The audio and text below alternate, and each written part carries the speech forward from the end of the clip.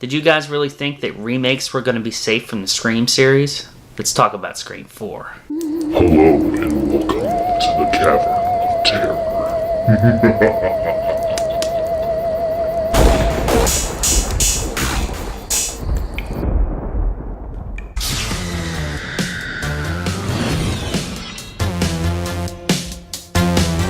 Scream 4 stars Neve Campbell, Courtney Cox, David Arquette, Emma Roberts, Hayden Panettiere, Rory Culkin, and is directed by Wes Craven. Gale Weathers isn't the only one writing books anymore. Sidney Prescott takes a stab at it this time around.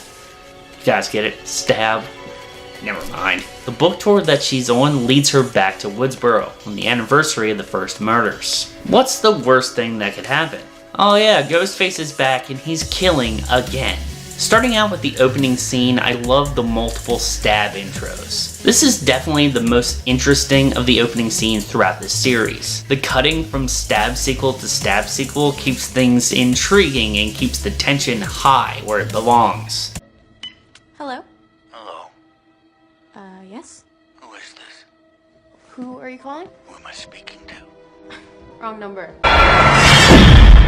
Fucking kidding me. Oh my god, I love it. I've seen it 5 times and it still gets me every time. There's also numerous homages to the first Scream that experts of this series will point out almost immediately. It all added to an already great opening sequence. This also nails home the fact that in part 4, remakes are going to be put through the ringer.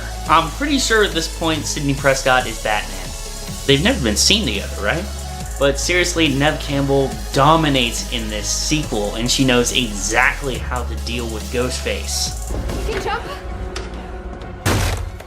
It's 2 stories. Where's your cell? Over here. Get out of bed. What? Just do what I say. Get out of bed. Don't make a sound and don't come out until I come get you, okay?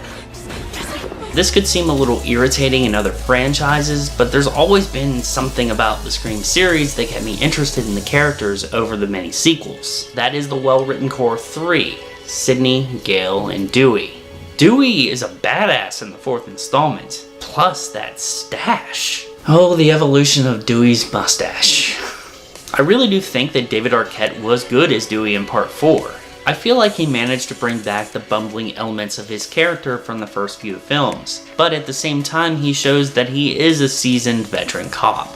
Courtney Cox's Gale is just as strong as she was in the first 3 films, and she shines here. Her drive to solve this case for the 4th time is extremely believable. Scream 4 makes up for Scream 3's lackluster supporting characters with solid new faces, particularly Rory Culkin and Hayden Panettiere. Rory Culkin was never really an actor that I was excited to see in a movie. I'm not saying that he isn't a good actor, which he definitely is. I was just never really excited to see him in something.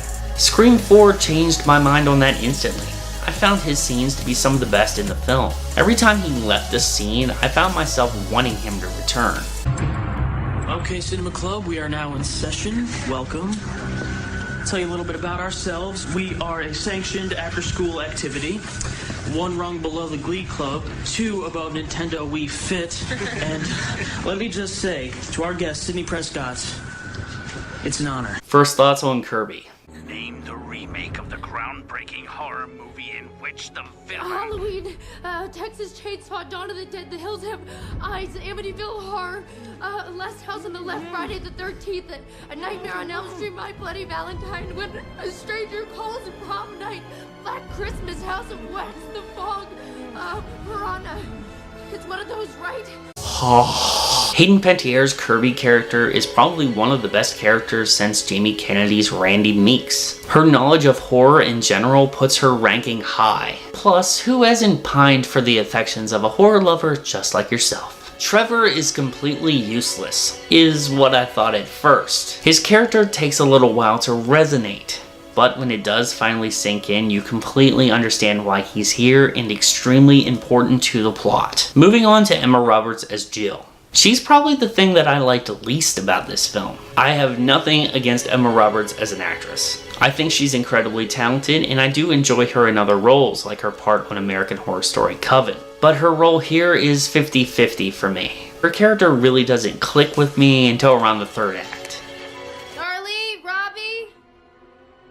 Maybe they're outside. Jill. Sydney! I'm sorry, I should have told you Mom where I was going. It's just I need you to come with me right now. On a brighter note, Scream 4 has an abundance of character moments with the whole cast, including Roberts. A lot of that has to do with the writing, which still isn't as good as the original, but is probably the best since the original. But they backed themselves into a corner with one line. To be the new version, 2.0, the killer should be filming the murders. That's a natural next step in psycho slasher innovation. You guys beat yourself to that, 2 sequels before this one. They really ramped up the Ghostface phone calls in part 4. Sometimes they added 2 to 3 more people to a scene. This just reinforces the fact that no one is safe from Ghostface. Dane Farwell, who did the stunts as Ghostface in part 1 and part 2, returns to part 4, and he's once again fantastic.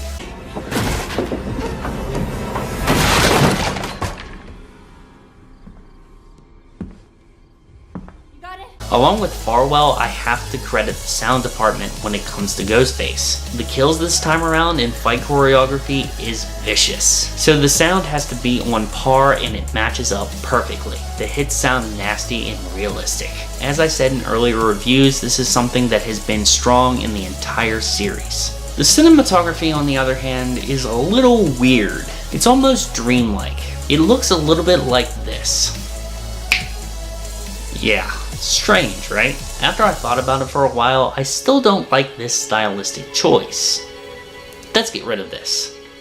But I do, however, feel like it brings the characters to the forefront. Blurring out the background so heavily does force you to pay close attention to these characters. In the end, guys, I'm gonna have to give Scream 4 a very strong This is probably my favorite in the series since the original. The idea of attacking remakes in the thick of the era of remakes is pure Scream. They made up for Scream 3's weak supporting cast and hit you with a set of fresh faces that you almost fall for immediately. More importantly, this third sequel found a way to be its own film. I bet that you could watch this installment of the Scream series without seeing any of the previous sequels and not be lost. Alright guys, that has been my review of Scream 4. What did you think? Let me know down in the comments down below. That's it. I have finished the Scream series 1, 2, 3, and 4. If you have not seen my 1 through 3 reviews, I have a playlist called Scream Series Reviews. You can go over there and check that out. I will put this one in there, that way you can watch all 4 in a row. I hope you guys like this series. I finally knocked out my favorite franchise ever, and it feels amazing. What do you guys think of the Scream series as a whole? Let me know that down in the comments down below as well. I do have another series planned, but I'm not going to reveal that quite yet. Next up on my channel, I want to do something special for you guys before I jump into another series. I recently put up a poll on Killer Flicks to see what you guys would like to see as a fun in-between video. The choices were a Q&A and a live movie commentary. As you can see, the Q&A had more votes, so I'm gonna go with that. So in the comments of this video, I would like you guys to post questions for an upcoming Q&A. I will also be posting this video on Killer Flicks. You can post questions there as well. You can ask me horror questions. I'm also a big wrestling fan. You can ask me wrestling questions. You can ask me questions about YouTube, some personal things. Let's not get too crazy.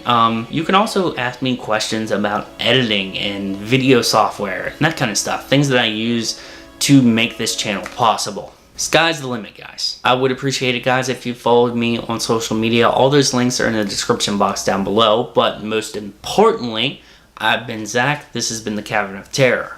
Stay metal, my friends. What's your favorite scary movie? I don't know.